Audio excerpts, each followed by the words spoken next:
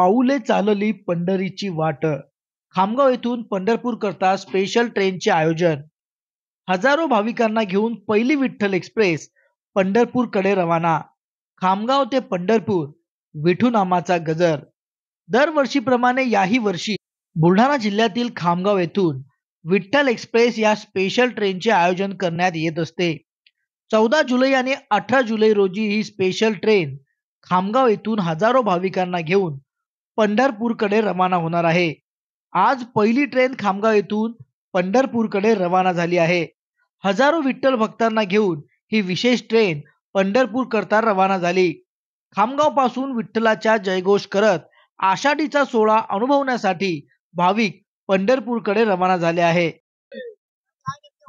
दरवर्षीप्रमाणे याही वर्षी मोठ्या प्रमाणामध्ये आपल्या या परिसरातील बळीराजा दर्शनासाठी, माऊलीच्या दर्शनासाठी जात असतो.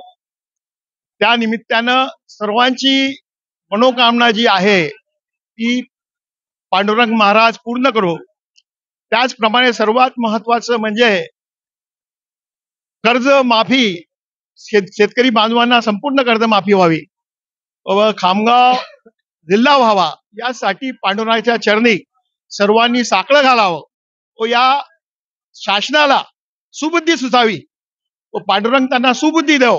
या दोन्ही मागण्या मंजूर करण्यासाठी अशी ईश्वर चरणी आम्ही सर्व प्रार्थना करतो व येणाऱ्या विधानसभेच्या निवडणुकीमध्ये टोलमुक्त सरकार, शेतकऱ्यांचं सरकार येवो अशी श्री चरणी प्रार्थना करतो. बोल पांडुरंग महाराज की जय.